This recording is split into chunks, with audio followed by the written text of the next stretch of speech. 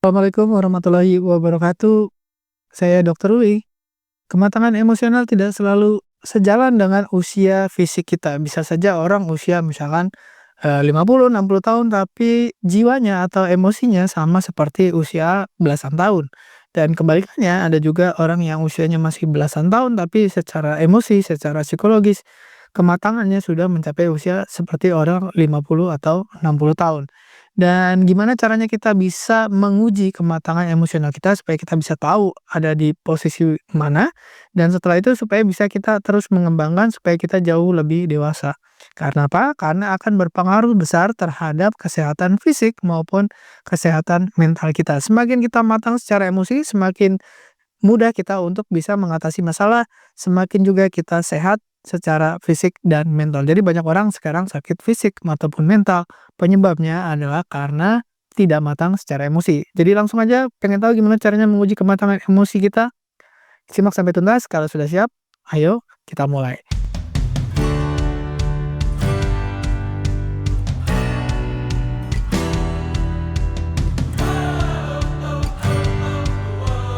Sebelum kita tahu gimana caranya ngetesnya, adalah kita harus tahu dulu apa bedanya fisik dan emosi, pertumbuhannya seperti apa. Jadi fisik, itu bisa kelihatan, kita bisa lihat nih, usianya bertambah, fisiknya bertambah besar atau bertambah tinggi, dan puncaknya itu sekitar di usia dewasa muda, setelah itu tidak tumbuh lagi. Beda dengan pertumbuhan emosional. Tidak sejalan dengan usia. Kadang tadi ada yang usianya masih muda, tapi psikologisnya udah matang. Ada juga yang usianya sudah matang, tapi psikologisnya masih seperti anak remaja dan sulit dikenali dan butuh introspeksi. Makanya kita butuh alat untuk mengukur nih, gimana caranya. Tapi kabar baiknya ini dapat berkembang seumur hidup. Jadi tidak ada kata terlambat untuk mematangkan emosi kita. Jadi kalau misalkan fisik, ada umur tertentu di mana kita sudah berhenti tumbuh secara fisik. Tapi kalau emosi kita tidak ada usia batasnya. Jadi mau usia muda, usia sudah tua, tetap bisa mematangkan emosinya. Apalagi kalau kita sadar, oh ternyata saya usianya banyak, usianya matang, tapi emosinya masih seperti anak-anak. Nah, gimana cara ngetesnya? Satu, kita lihat respon emosi yang belum matang. Jadi kalau kita melakukan hal-hal yang seperti disebutkan ini, berarti kita termasuk punya emosi yang belum matang. Yang pertama adalah merajuk atau tantrum atau ngambek, kesal tapi tidak bisa menjelaskan penyebabnya. Berharap orang lain bisa membaca pikiran kita. Nah, ini berbahaya sekali karena membuat konflik itu tidak akan pernah selesai. Akhirnya saling menyalahkan tapi tidak pernah ada solusinya. Terus berharap orang lain bisa minta maaf, berharap orang lain memahami tanpa perlu diberitahu apa salahnya atau apa masalahnya. Dan yang kedua adalah marah yang berlebihan. Kalau tadi diem, terus ngambek, marah, tapi dipendem aja, ini marah dikeluarin, tapi tidak proporsional. Misalkan kesalahannya tidak berat, tapi kita marahnya berat ya, sampai menghina, sampai menghancurkan barang, sampai membuat keributan gitu. Kenapa? Karena ada perasaan yang rapuh di balik amarah tersebut. Jadi marah itu adalah seperti topeng yang kita tutupi adalah diri kita sebenarnya yang rapuh, takut misalkan. Takut merasa kehilangan, takut merasa terhina, takut macam-macam. Jadi kita marahnya berlebihan atau sebaliknya tidak bisa mengeluarkan, memendam semuanya, marahnya ke dalam, menjadi dingin. Jadi pura-pura tidak peduli dengan orang lain atau merasa tidak terluka. Pura-pura tapi sebenarnya padahal dirinya sakit hati atau terluka. Membangun dinding ketidakpedulian. Jadi kalau di WhatsApp tidak membalas, terus diajak ngobrol tidak menyaut, disapa tidak menjawab, seperti itu. Nah, kalau ada 3 ciri-ciri itu salah satunya berarti kemungkinan emosi kita memang belum matang. Nah, apa tandanya kalau udah matang? Nah, kebalikannya. Satu, berani menjadi rentan. Jadi berani menerima risiko rasa sakit dalam hubungan. Jadi kalau kita berani untuk membuka hubungan dengan orang lain, dengan pasangan, dengan anak, dengan orang tua, dengan teman kerja, dengan atasan, segala macam, kita harus siap dengan pasti ada rasa sakit hati. Entah karena tidak sesuai dengan apa yang diharapkan, karena omongannya, karena sikapnya, karena tindakannya, dan lain-lain. Dan itu wajib ada. Jadi yang namanya risiko misalkan Anda berhubungan, itu pasti ada risiko untuk sakit hati. Tapi kalau tidak mau sakit hati, tidak berhubungan. Dan Semakin kita bisa menerima bahwa itu adalah suatu kenyataan, semakin bisa kita membina hubungan dengan lebih baik. Yang berikutnya, kemampuan untuk tetap tenang, tidak bereaksi secara impulsif, tidak mengikuti hawa nafsu gitu ya, kalau marah tidak berlebihan, atau kalau ngambek tidak lama-lama gitu ya. Nah, itu tetap tenang apapun situasinya. Situasinya berat, tetap kita bisa tenang supaya ada solusi yang lebih dewasa. Berikutnya, kemampuan untuk menjelaskan. Banyak orang itu kesulitan untuk mengungkapkan apa yang bisa diungkapkan karena takut ya dengan orang lain responnya seperti apa. Makanya jadi ngambek, makanya jadi, cuek gitu, makanya jadi, marah gitu, karena tidak bisa berbicara, tidak bisa mengungkapkan, persis seperti bayi. Jadi kalau bayi itu kenapa dia suka tantrum, karena kemampuan untuk komunikasinya itu terbatas. Nah, jadi gimana, kita bisa mengujinya, kita udah matang atau belum, kalau kita ketemu dalam 3 situasi hidup. Yang pertama, menghadapi kekecewaan, saat harapan kita tidak sesuai dengan kenyataan. Kita punya cita-cita, atau kita punya harapan terhadap orang lain, terhadap diri sendiri, ternyata tidak tercapai, atau tidak sesuai, atau tidak mendapat apa yang kita mau. Kita kecewa, apakah kita akan tadi ngambek ya, merajuk, marah, atau kita dingin, "Ah, itu mah nggak penting," gitu, padahal dalam hatinya sakit hati. Di situasi yang kedua, ketika kita menghadapi kritik, menerima masukan yang tidak menyenangkan.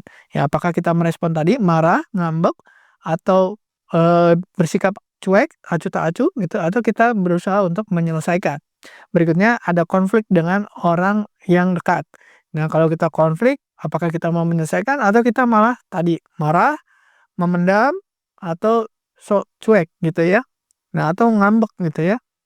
Yang mana nih? Dari 3 situasi ini adalah tes kita. Jadi gimana cara menguji kematangan emosional ketika kita ketemu dengan 3 situasi ini. Apakah kita lari, apakah kita ngamuk, fight atau flight, atau kita, eee, sok cuek gitu, freeze gitu ya, dingin, atau kita berusaha untuk berkomunikasi dengan baik dan mencapai apa yang menjadi, kita inginkan gitu dengan cara-cara yang baik. Nah, caranya gimana untuk mencapai kedewasaan emosional? Satu, dengan komunikasi, kita harus bisa menyampaikan apa yang kita rasakan dan kebutuhan kita dengan jelas dan tenang. Terus harus percaya kalau orang lain itu juga sebenarnya pengen, selesai masalahnya, gitu. Yang berikutnya harus siap terluka atau rentan, berani menunjukkan sisi lemah tanpa rasa malu. Gimana caranya untuk bisa mendewasakan emosi? Ya harus belajar mengenali pola. Saya tuh kalau tersinggung atau ngambek atau marah atau lagi, sok cuek itu kalau apa, ya kalau lagi ketemu kritik atau ketika harapan tidak tercapai, kecewa, atau ketika lagi ada konflik, yang mana?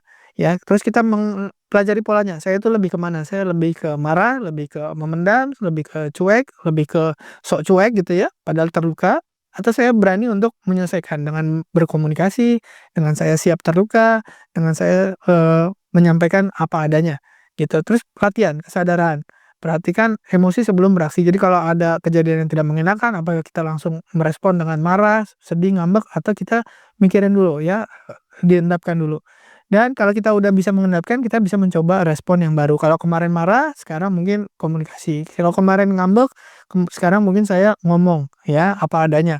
Terus berikutnya evaluasi dan perbaiki. Apakah usia yang muda aja perlu untuk mempelajari ini? Enggak juga ya, kita juga misalkan usia 30, usia 40, 50, 60, tidak ada batasnya untuk kematangan emosional supaya makin matang, dan makin matang. Nah, gimana langkah-langkahnya yang praktis aja untuk meningkatkan kematangan emosi? Oh, saya ternyata sadar, saya polanya kalau lagi misalkan, kecewa, kalau lagi dikritik, atau lagi ada konflik, saya misalkan, oh saya biasanya, tipe yang ngambek, oh saya tipenya yang ngamuk, atau saya tipenya yang sok cuek ya, atau freeze gitu ya, dingin gitu ya. Wah, yang mana nih? Nah, setelah udah tahu, kita refleksi. Luangkan waktu setiap hari untuk refleksi, hari ini ada masalah apa, terus saya responnya gimana ya, supaya kita lihat ada pola apa nih yang berulang. Berikutnya kita latihan untuk berkomunikasi, komunikasi yang tegas. Kadang-kadang orang itu menyakiti kita atau mengecewakan kita karena tidak tahu apa yang kita mau, karena tidak tahu apa yang kita harapkan. Jadi latihan untuk komunikasi, menyampaikan apa perasaan kita, caranya dengan kata-kata, "Saya merasa titik-titik ketika titik-titik." Misalkan, "Saya merasa kecewa ketika kamu, tidak menghubungi saya tepat waktu." Atau, "Saya merasa marah ketika kamu, tidak menyelesaikan seperti yang diharapkan, tidak sesuai yang diharapkan. Saya merasa kecewa ketika misalkan target saya tidak tercapai atau apa. Ya jadi dengan kata-kata yang jujur, terbuka perasaan kita tanpa menyalahkan orang lain, tanpa menyalahkan keadaan, tanpa menyalahkan situasi. Jadi apa yang kita rasakan diungkapkan tanpa menyalahkan. Berikutnya mengembangkan empati, nomor 3 ya, dengan memahami sudut pandang orang lain. Oh mungkin dia begitu karena apa? Mungkin dia karena buru-buru, mungkin dia karena lagi kepepet, mungkin dia lagi terpaksa, dan seterusnya.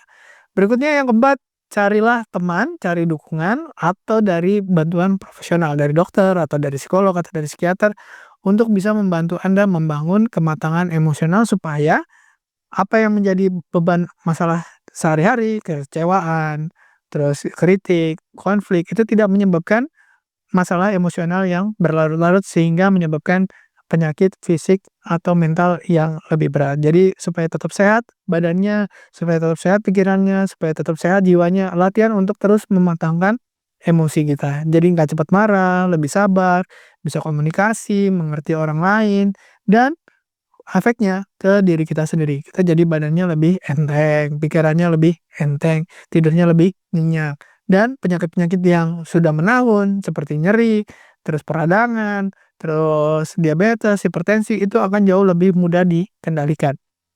Terima kasih sudah menyimak, semoga bermanfaat. Semoga kita sama-sama bisa terus mematangkan diri secara emosional berapapun usia kita.